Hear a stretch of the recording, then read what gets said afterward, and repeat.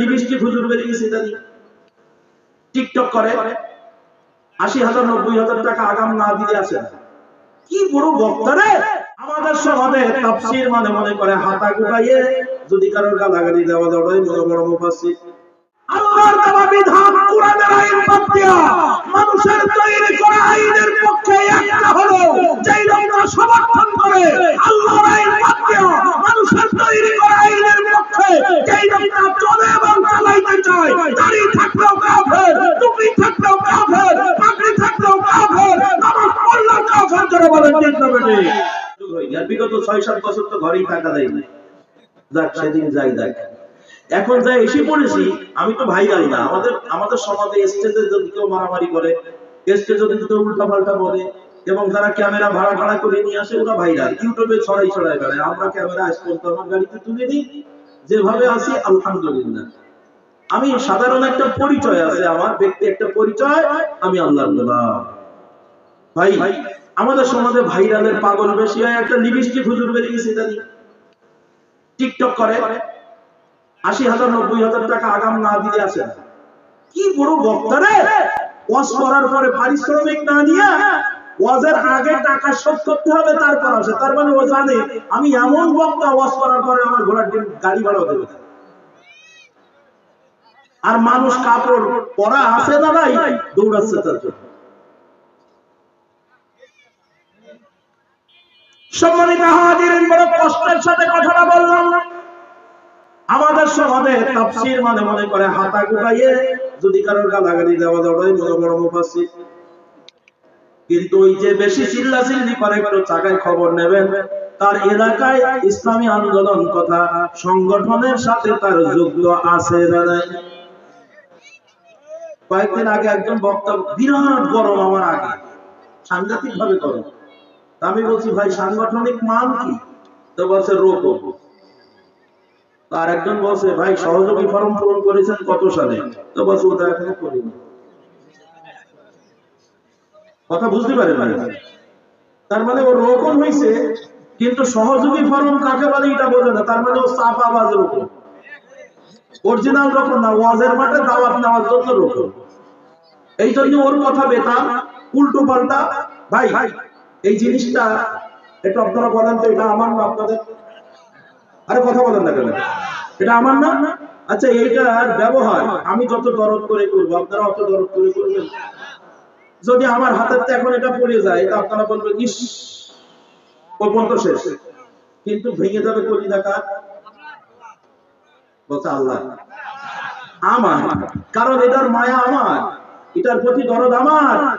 যারা শুনে রাখেন, বাংলাদেশ জামাত ইসলামের সাথে সক্রিয়ভাবে যারা রোকনের শপথ নিয়েছে, শপথের কর্মী, তারা কখনো ফায়সা কথা বলে না।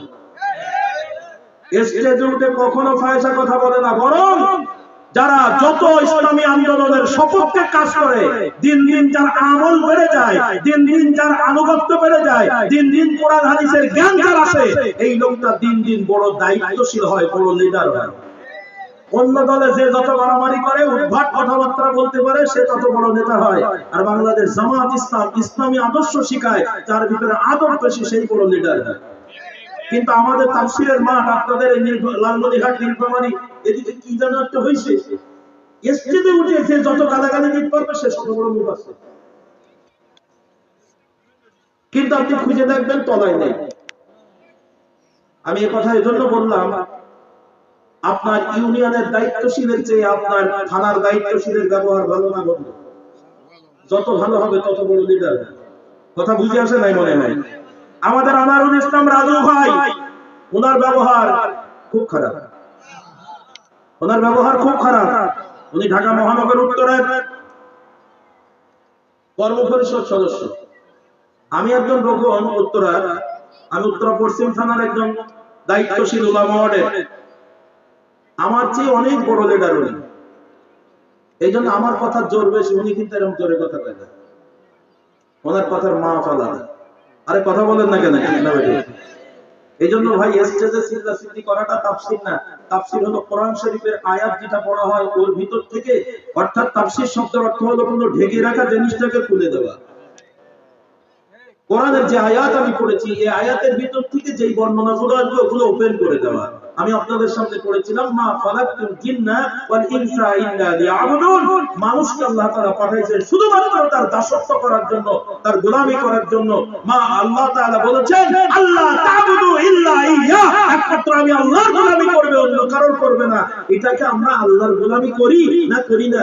আসলে আমরা আল্লাহর গোলাম নাকি শয়তানের গোলাম বলে বিবেচিত? এটাকে পরীক্ষা করার জন্য এ পর্যন্ত চলে এসেছি। তাহলে তাকান, বাংলাদেশ সরকার বাহাদুর এ পর্যন্ত যারা এসেছে তারা কোরআনের একটা পাঠ আমল করেছে, স্বতন্ত্র গুলো, আর বিয়ে করার সময় জমি জমা ভাগটা, আর বাকি কোরআনের আল্লাহু আকবার 10 ভাগের 9 ভাগ তারা ডাইভার্ট করে কোরআনকে বাদ দিয়া মানব রচিত মতবাদের পক্ষে কাজ করেছে। কথা বলেন ঠিক না বেঠিক? শুনে রাখেন মুসলমান, ইবলিস যদি আল্লাহর একটা হুকুম অমান্য করার কারণে শয়তান কাফের মুরতাদ হয়ে যায়, আল্লাহর দেওয়া বিধান কোরআনের আইন বাদ দিয়া মানুষের তৈরি করা আইনের পক্ষে একটা হলো যেই লোকরা সমর্থন করে আল্লাহর আইন বাদ দিয়া মানুষের তৈরি করা আইনের পক্ষে যেই লোকরা চলে এবং চালাইতে চায়, দাড়ি থাকলেও কাফের, টুপি থাকলেও কাফের, পাগড়ি থাকলেও কাফের, নামাজ পড়লেও কাফের। যারা বলেন ঠিক না বেঠিক? কষ্ট হয়ে গেছে আপনাদের, আমি বুঝতে পেরেছি। কাফের হওয়ার জন্য আল্লাহর কয়টা আইন অমান্য করা লাগে? একটাই যথেষ্ট। চোরের আইন আল্লাহটা বাদ দিয়া মানুষের তৈরি করা আইন প্রতিষ্ঠিত করো, হত্যার আইন আল্লাহর আইন বাদ দিয়ে মানুষের তৈরি করা দিয়ে বিচার করো। যতদিন পর্যন্ত বিচার ব্যবস্থাকে বিয়ের জন্য হওয়ার মতো, জমি বন্ধনের মতো আল্লাহর আইন 100% মানতে না পারবে, আল্লাহর গোলাম বলে দাবি করার অধিকার তার নাই। এখন আজকের মাহফিলে আপনারা যারা আছেন, আমরা এই মুহূর্তে চোরের বিচারটা কি কোরআন দিয়ে করতে পারবো? একটু কথা বলেন। করলে কি হবে? তাহলে চোরের আইন, হত্যার আইন, জিনার আইন, যত বিচার ব্যবস্থা আছে কোরআন দিয়ে করতে হলে আমাদেরকে কি করতে হবে? এর জন্য কে দায়ী? একটু জোরে বলেন, এর জন্য কে দায়ী? আমরা দায়ী নাকি? সরকার বাহাদুর যারা আসে, যারা বাংলাদেশে ঘুরে ঘুরে সরকার হচ্ছে, এ কোরআনের আইন যারা চালু করে না, তারা আসমান থেকে এই চেয়ারে এসে বসে না। কথা আওয়াজ দিয়ে বলেন ঠিক না বেঠিক? তারা জমিনপুরে এসে হঠাৎ করে রাতারাতি চেয়ারে বসে না। এই পৃথিবী দুইটা তন্ত্রের উপরে চলে, খুব ভালো করে শোনেন। একটা হলো রাজতন্ত্র আর একটা হলো গণতন্ত্র। দুইটা তন্ত্রের দুইটা বৈশিষ্ট্য আছে। রাজতন্ত্রের বৈশিষ্ট্য হলো ওই দেশে রাজার ছেলে রাজা হয়, তার ছেলে রাজা হয়, বংশ পরস্পরায় তারাই দেশ চালায়, সাধারণ জনগণের কোনো খোঁজ খবর নেয় না, সাধারণ জনগণের কোনো মতামত নেয় না। কিন্তু গণতন্ত্র দেশে নির্দিষ্ট সময়ে নির্দিষ্ট দিনে যেই নেতার যেমন পপুলারিটি আছে, যেই লোকের জনগণের কাছে যেমন যোগ্যতা আছে, গ্রহণযোগ্যতা আছে, জনগণ তাকে ভোট দিয়ে মেম্বার বানায়, চেয়ারম্যান বানায়, এমপি বানায়, রাষ্ট্রীয় ক্ষমতা দেয়। কথা আওয়াজ দিয়ে বলেন ঠিক না বেঠিক?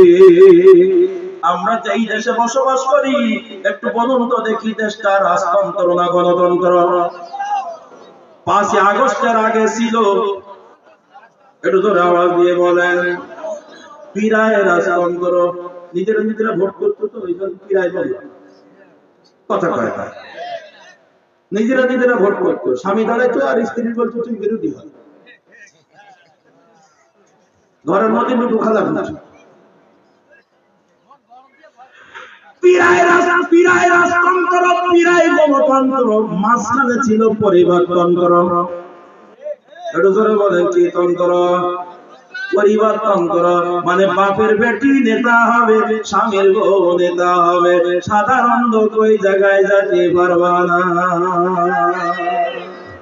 এটার নাম পরিবারতন্ত্র। পীরের ছেলে পীর হয়, ও পীর সাহেব 50 বছর ধরে বাংলায় কাজ করলো, একটা মুরিদও পীর হওয়ার যোগ্যতা রাখলো না, ওর ছেলেই হবে। কথা কর না? এই তন্ত্র এটা গণতন্ত্র না, গণতন্ত্র যোগ্যতা দিয়ে যেই লোকটা বড় হয় ওটাই হলো গণতন্ত্র। তাই আমরা এমন একটা গণতন্ত্র বেছে নিয়েছি, আমাদের নেতা কেটা হবে নেতাও জানে না।